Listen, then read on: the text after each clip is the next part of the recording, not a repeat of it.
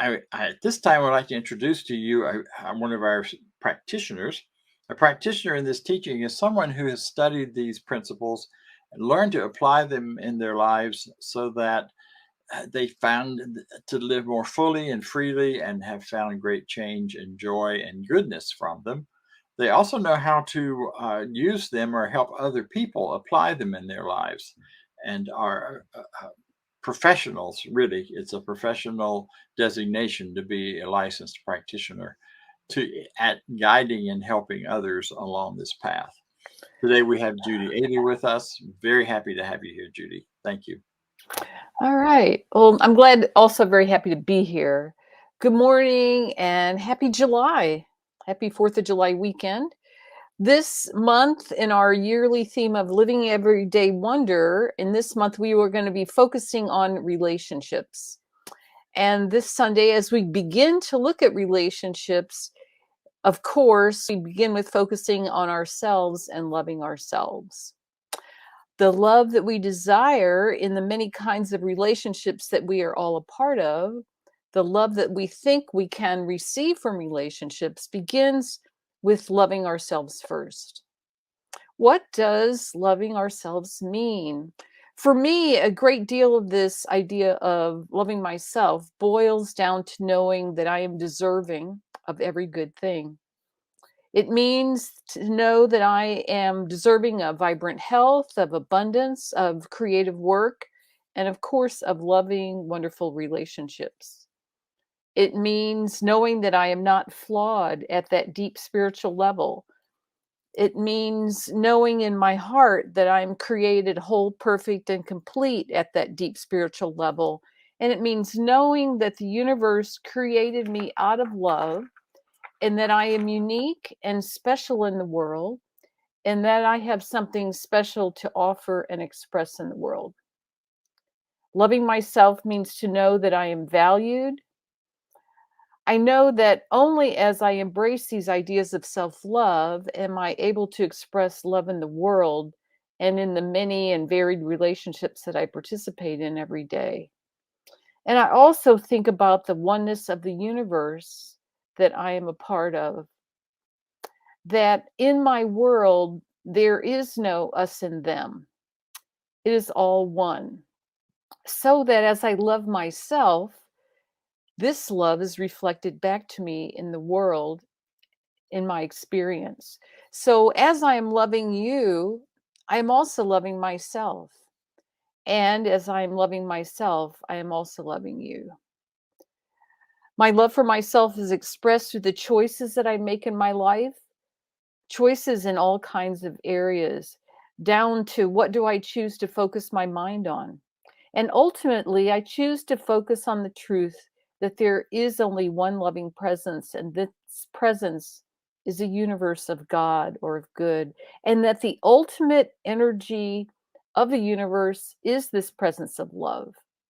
So I choose to align myself with this love. I know I am part of this love.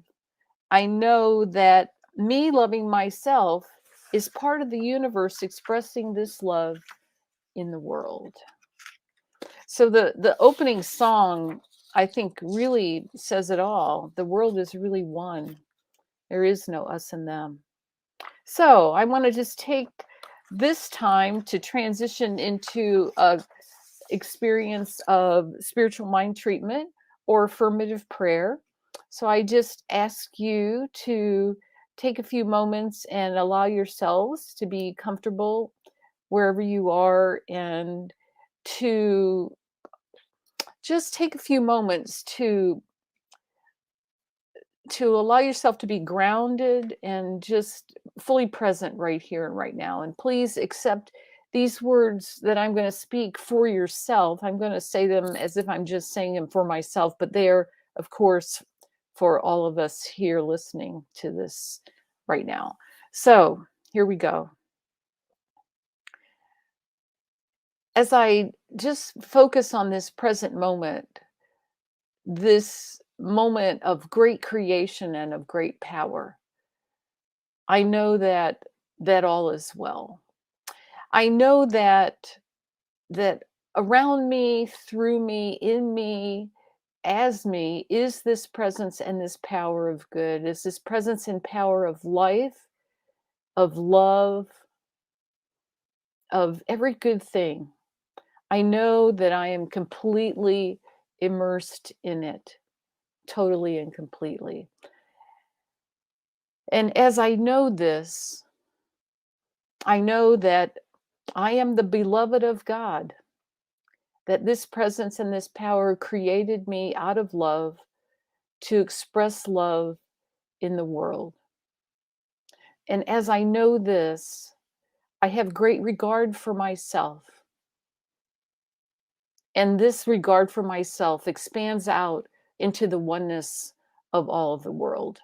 Because there really is no separation. There is only one.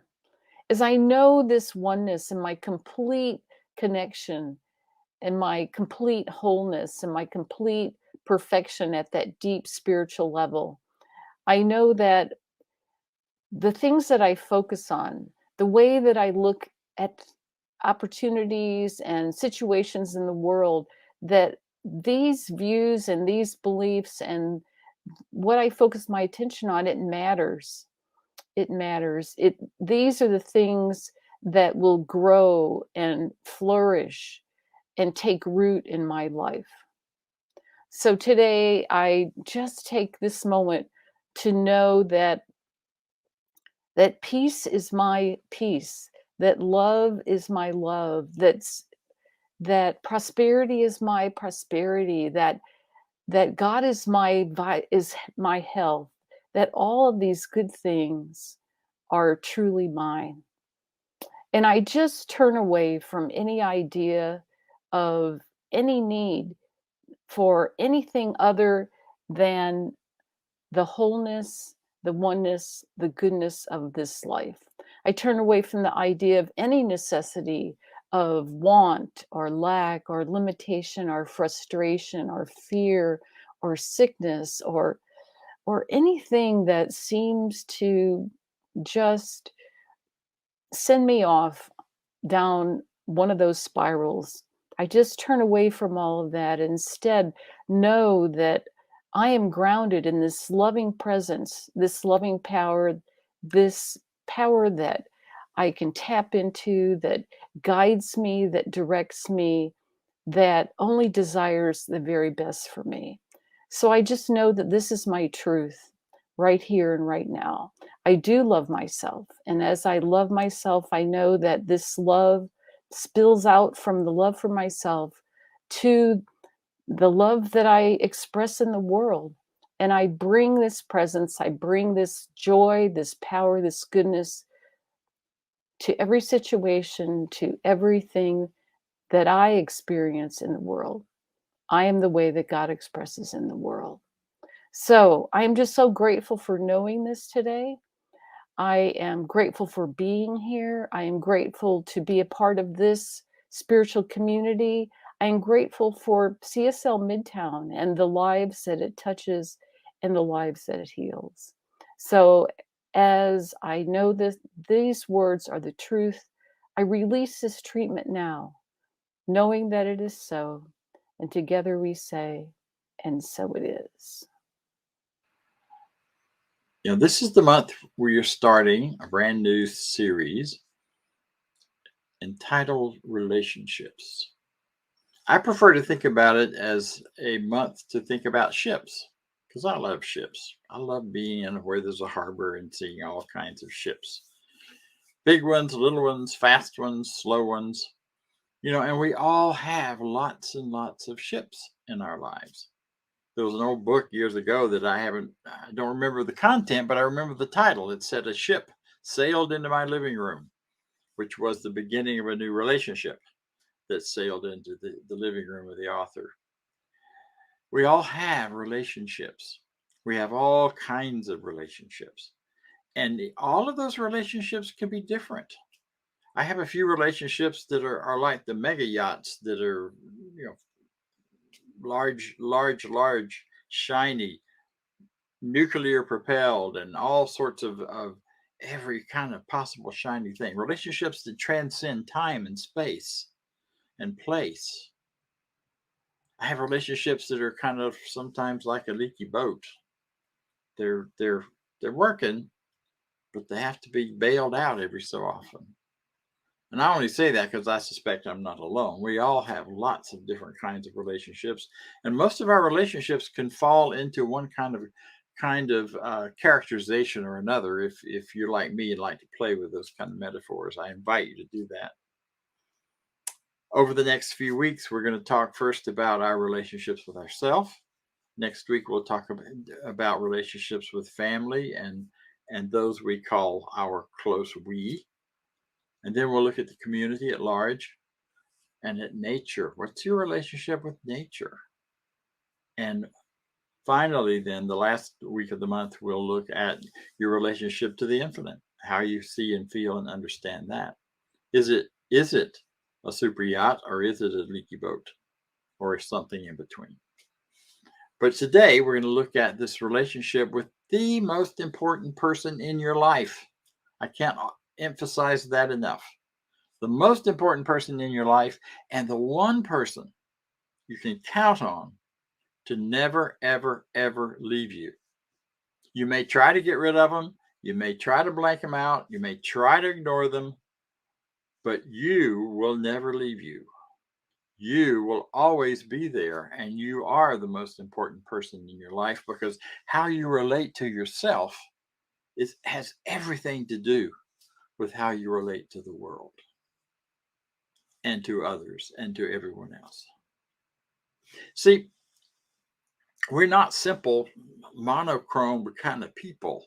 We are all multi-layered with all kinds of roles and physical expressions. Each individual has aspects about us. We are mental, we are emotional, we have histories. For many people, you have an inner child that perhaps was hurt or wounded, and there's a relationship that needs to happen there, and there's that is there. Or there's a childhood that's been blocked out and that relationship has been stymied. Or or you have an inner brat. I love that idea. Chris Michaels down in Fort Lauderdale did a talk years ago on his inner brat. And I think knowing Chris, that was appropriate. Knowing me, it's also appropriate, because there's a part of me that's just a bratty kid sometimes. And I need to have a good, solid relationship with myself in order to parent that child and parent that part of me as I grow up in the world and in public. There's the parts of us that are historic, that are based on events that have happened in our lives, and how we relate to ourselves as having lived through those events is a really powerful and important part of how we live and what we choose to do. There's a wonderful quote from Science of Mind magazine, and it says that our three greatest needs are to feel that we are needed, wanted, and loved, and to feel that we belong to the universe in which we live. It's a gender neutral version of the Science of Mind. See, that desire, that need to be needed, that need to belong, that need to matter, if you will, is so core with all people that it shapes who we are and how we make decisions and how we go forward and how we live. And it's our relationship with that aspect of ourselves, that desire to be connected, that desire to be part of, that desire to know we are welcome in our world, that is so vital and so important. And that's where that whole business of self-care comes in, and self-respect. Self-care and self-respect is a deep, abiding spiritual practice that we do.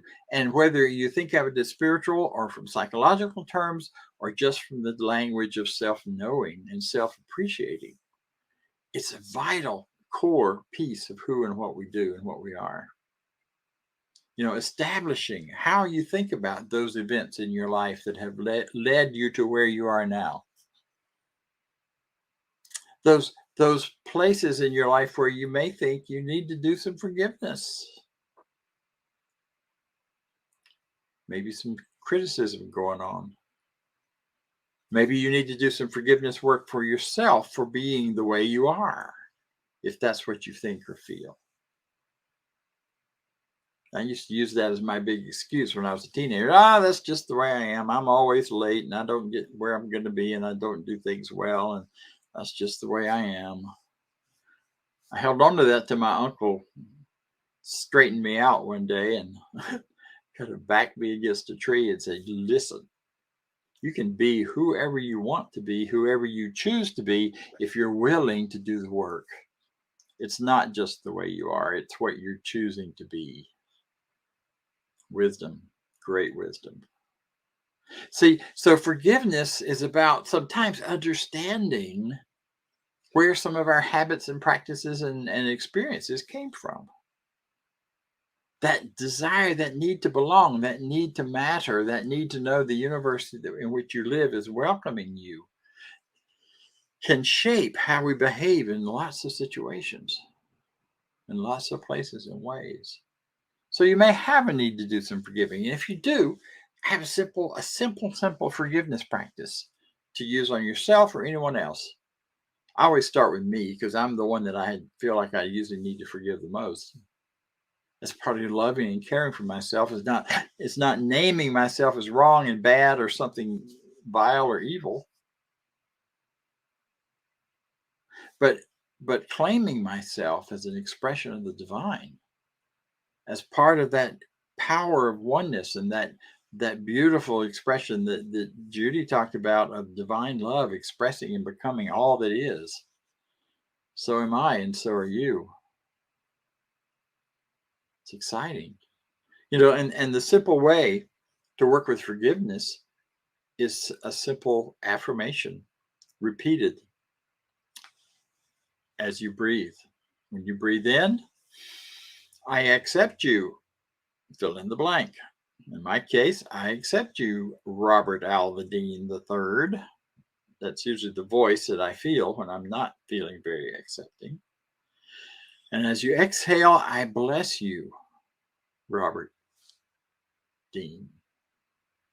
I accept you. I bless you. And you can do that with anyone. And you just keep breathing it and thinking it and saying it until you virtually feel the peace begin to flow through you. We can do that with our leaders. We can do that with anyone that is where we are creating within ourselves discord and disharmony that doesn't feel like we have a satisfying relationship with ourselves. That's one of the powerful ways to do that. Judy spoke a bit about self-love, and self-love is so core. And it takes a while sometimes to sort out self-love and selfishness. That's always a question I get in class, and I get when we start talking about self-love, because we've been told so often you're just selfish that it's easy to get it confused. And I have a wonderful quote from a minister from years ago. She was the founder of the Clearwater Church, and here's what she said in one of her programs. You are not selfish in wanting to live your life as you see fit, but you are selfish in wanting others to live their lives as you see fit. I wish I want to spread that quote all over the world right now, all over every billboard, every city. Take a look. It is selfishness to assume or expect or desire for other people to live according to you and your wishes and your wants. It is love, and it is self-love to want the freedom for yourself and others to live their lives according to their highest idea of themselves, their highest idea of their greatest good. I mean, how much more loving can you be? And the amazing thing is we live in this infinite intelligence that the universe is, that can coordinate all those things together and come out with wonderful, wonderful expressions and relationships and dances between people, if we just trust and allow it. A big piece of this practice of self-care and self-love is really coming to grips with our history. I mentioned earlier, this always parts of ourselves that are kind of sometimes almost split off or divided within ourselves around our various histories. I have all these different parts. I have the teenager within me that loves to get out and play and dance and carry on and act like a teenager, break the rules and work on things, and also just wanting to continue to grow and find this new way of being for this day and this moment. And we have within ourselves all of those different parts. And a really important thing for all of us in self care is coming to grips with and understanding of our own stories. Brene Brown has a quote about this where she says, I now see how owning our story and loving ourselves through the process of owning our story is the bravest thing that we will ever do.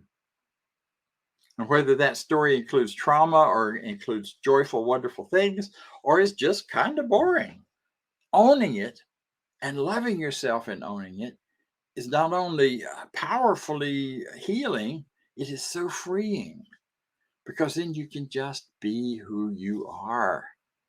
And you can be all of who you are. You're not trying to be a version of someone else. Imitation, according to Emerson, imitation is suicide.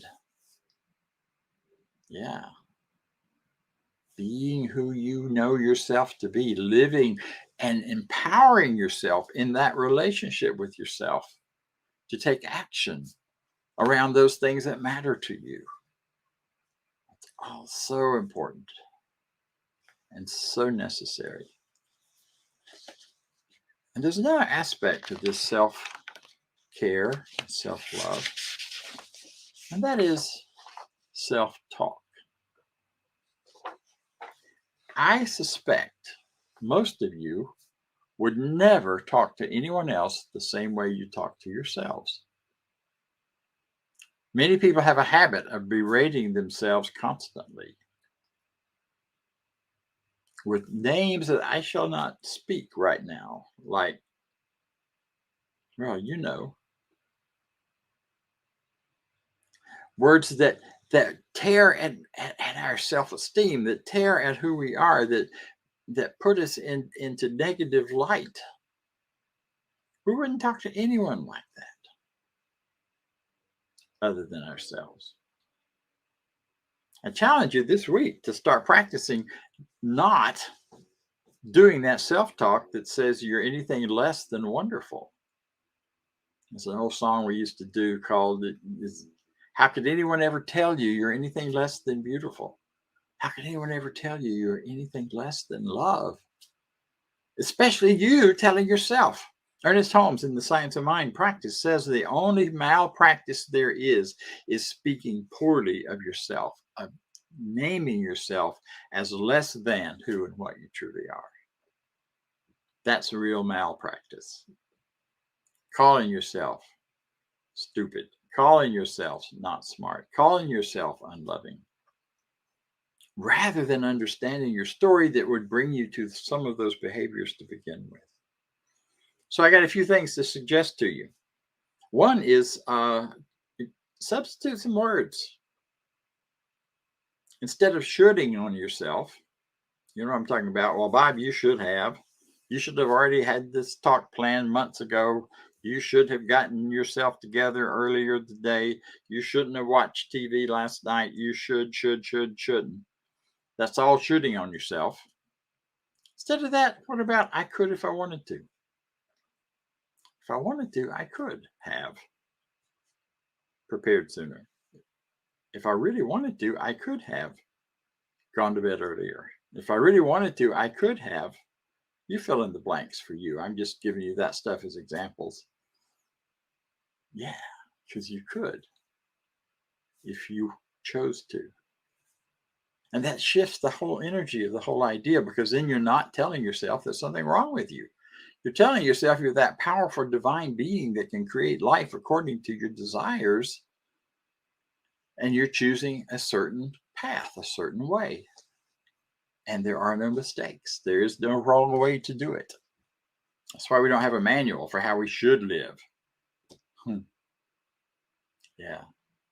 Because the universe is already loving itself by our own loving of ourselves. Another word you can substitute is I can if I choose to, instead of saying I can't do this, can't do that. Henry Ford said, whether you think you can or you think you can't, you're right. Because it's what you think about it. I can do this if I want to do the work. I could be a ballerina. I was when I was 7 years old for about a minute, and I was pretty good. My job was to stand in the middle while all the little girls dancing around me had somebody to pick them up and throw them around, and I just had to point my toes and do some things. But I had to be a ballerina. I can be a ballerina. Do I want to? No. It was fun then, not now. There wasn't that much fun then. See, I can do it if I choose to. Because I have within me and you have within you a power moving through us that once we focus our desire and intention, it takes over and guides it forward and gets the work done through us and for us. It's pretty awesome. Another word that gets thrown around a lot is, well, I just need to be a better person. I need to have more money. I need to have this or that or the other. And as soon as you declare you need, then you're declaring you don't have. And in declaring you don't have, you create a vacuum. And of course, this amazing power, this amazing universe is always saying yes. So it just says, oh, okay. So you need that. All right. I'll let you, you chose it. You need it. In place of that, how about I require prosperity to live my life well and freely in the way that I choose to live. I require loving relationships. I require loving myself first and most importantly, so that I can most freely love you and care for you and be there for you. It's a great camp song that we do, and I'm camped on my mind because I'm leaving to go do my inner teenager for the next week and a half at our CSL teen camps out on the West Coast. And one of the songs we sing, we have these things called love awards. We have a bunch of them, so that usually by the end of the week, all of the teenagers there have been able to experience the love award. And they give them to each other based on a loving experience they saw or something that someone did for them or for other people that they felt was loving. And it builds this wonderful cohesion among everyone who's there. And when they give the award, we do it every day. They bring them up every morning. They have your award, and then you give your award to someone else, and they take it and go. But when we do the giving, here's what we do: we sing. We'll see. And the words are, I love myself so much that I can love you so much, so you can love you so much, so you can start loving me. It's not, I love myself so much, I'm going to make you love me. I'm just going to love you. And if your love grows and comes back to me, awesome. But it's not about making or getting love as a commodity. It's about giving love as an experience and an expression, which is what we do for ourselves and for those around us in a rich and powerful way. This whole business of loving ourselves and becoming loving, I want to share with you a reading, and it comes from a surprising, perhaps surprising source, and I'll share it with you before I tell you the source.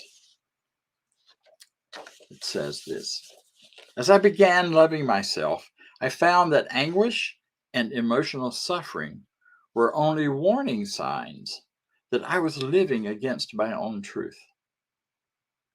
Today, I know this is authenticity.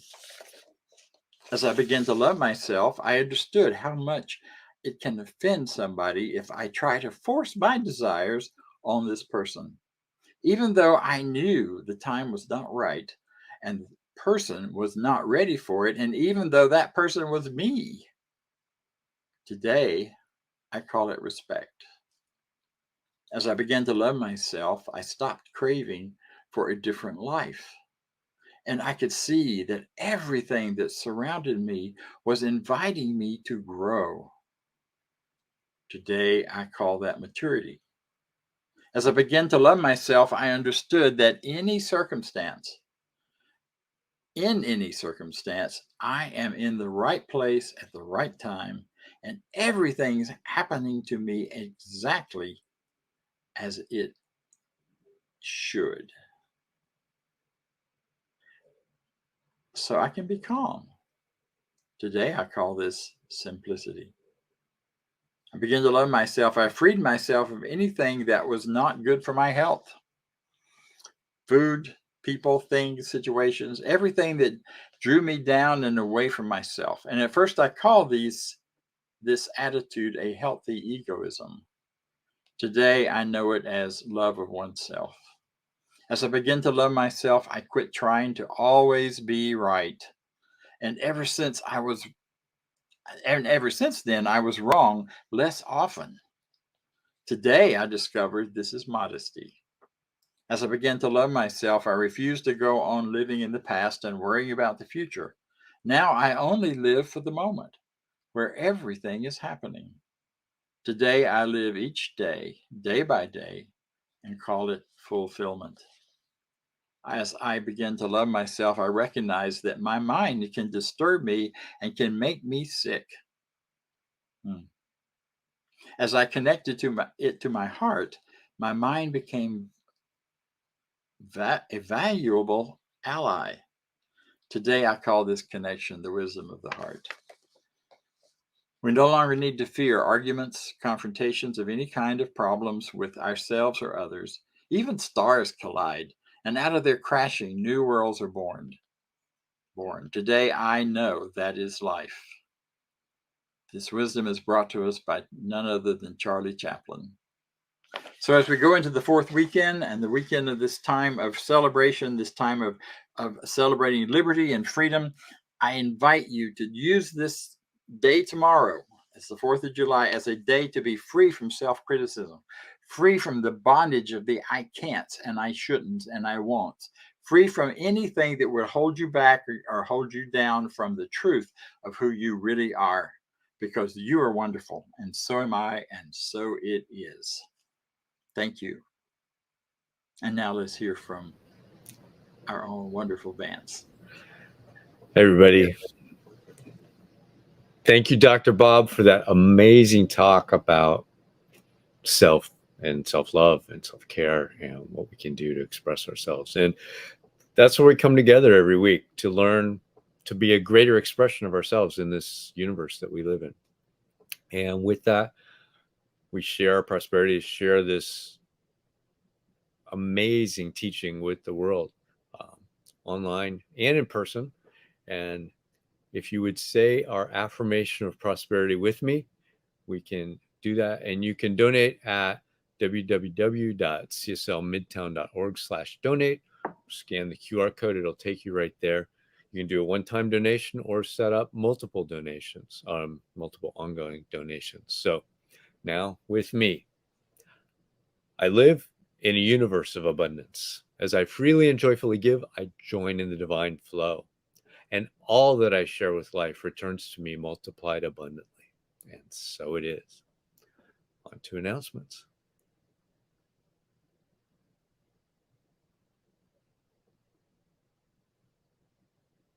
And it's time for everybody's favorite fun game, announcements. Hey, stay in touch with the Center for Spiritual Living Midtown through our newsletter. Get one email a week, letting you stay informed. And please subscribe when visiting YouTube to our YouTube channel. Those subscriptions go a long, long way. And while you're on your social media, why not give us a like and a share on Facebook? Let your friends know what we're doing. Invite them to come watch our services with you. And join us on our Zoom room throughout the week. We offer a variety of Zoom interaction opportunities each and every week here as part of the Center for Spiritual Living Midtown. 10 a.m. Sundays, our discussion group around the 365 Science of Mind book. Every Sunday, 12 noon Sundays, our community fellowship immediately following our Sunday services. And 12 noon on Tuesday, our online empowerment opportunity. The access information remains the same for all of our Zoom experiences. If you need access, please visit cslmidtown.org and you'll find access information on our website. Join us on any of our Zoom opportunities throughout the week. And while you're with us, be sure to connect with one of our professional practitioners. These are folks that are highly trained to support you along your spiritual journey. You can learn more on our website about our professional practitioners. Just head over to cslmidtown.org, click on About and Practitioners. Then you'll see their bios and a way to reach them and learn a little bit more about each of them. And please send us your prayer requests. Click on the Home tab and look for Affirmative Treatment Prayer Requests. Fill out the form, send it off, and get our professional practitioners praying for you each and every day. All right.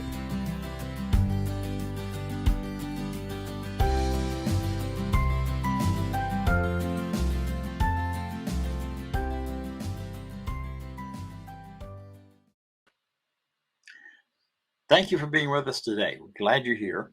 I want to invite you and ask you if you're willing to do something for me right now, and that is pull out your cell phone, go to your Facebook, your Instagram, and your Twitter accounts, and like us.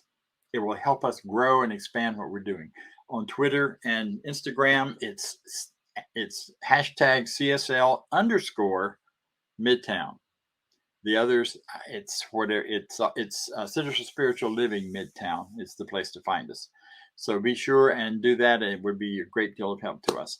Starting next Sunday, we will be in hybrid mode for the future. For every Sunday going forward, we will be meeting in place at the Garden Hill Center, Recreation Center, and here online. So join us at either place or both places if you're savvy enough. And we'll see you then. Thank you for joining us. Here is our closing affirmation. I leave this place now, knowing something greater, better than I knew before. I go forth into the world with a heart full of love and a mind full of good sense. I look at the world in a greater way, knowing that I have within me everything I need to create the life I desire. I give thanks for this understanding. I'm grateful for the spirit of life that lives through me. And so it is.